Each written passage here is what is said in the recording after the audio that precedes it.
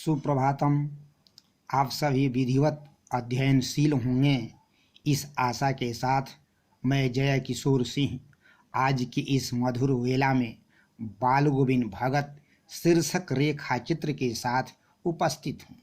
आज मैं आपके समक्ष इस रेखा चित्र के पात्र भगत के बेटे और बहू के चरित्र को चित्रित करूँगा। जैसा कि आप सभी जानते हैं कि यह रचना चरित्र प्रधान है। लेखक ने जो कुछ बताया है वह उसकी आंखों देखी और कानों सुनी हुई बात है।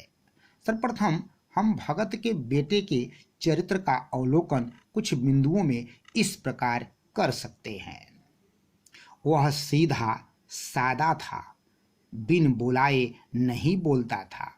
भगत का बेटा शांत, सुशील और आज्ञाकारी था। पिता से बिना पूछे कोई कदम नहीं उठाता था। अपने सीधेपन के कारण ही पिता के स्नेह की वर्षा में स्नान किया करता था। भगत का बेटा लज्जाशील यानी शर्मीला था।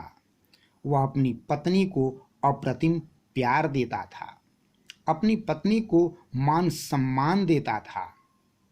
वह सदा ही अपनी पत्नी के सुख की चिंता करता था। पत्नी को खुश रखने के कारण ही पिता का प्रेम पाता था। भगत के बेटे के चरित्र के अवलोकन के पश्चात उनकी बहू के चरित्र की विशेषताओं पर विचार अपेक्षित है, जिसे लेखक इस प्रकार बताया है। भगत की बहू सीधी सादी एवं कर्मठ थी। वह एक सच्ची धर्म पत्नी थी। सदैव पति के सुख दुख का भागी बनी रहती थी। ससुर एवं पति के आदेश का पालन करती थी।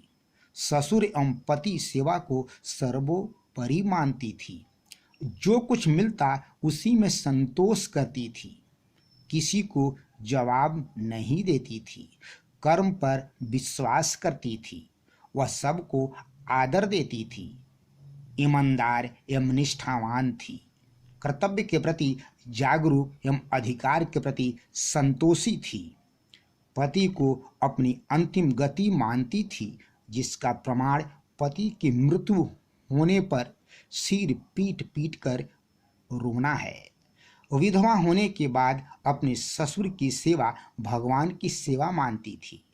वह अपने को ससुर के बुढ़ापे का एकमात्र सहारा समझती थी।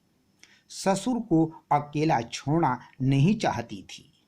अपने ससुर को एक ऐसा देवता मानती थी कि उसके यह कहने पर कि अगर तुम मायके नहीं गई तो मैं घर छोड़कर चला जाऊंगा, रोती हुई उनकी बात मानकर चली गई। इस प्रकार भगत के बेटे और बेटी सदृश बहू का चरित्र पूर्ण पाक एवं साफ देखने में लगता है। अतः इस आधार पर यह एक चरित्र प्रधान रचना है। भैया बहनों, दोनों पात्रों के चरित्र पर केंद्रित गृह कार्य इस प्रकार है। भगत अपनी बहू को बेटी क्यों मानते थे? भगत अपने बेटे को अधिक प्यार क्यों देते थे? जय हिंद, जय भारत।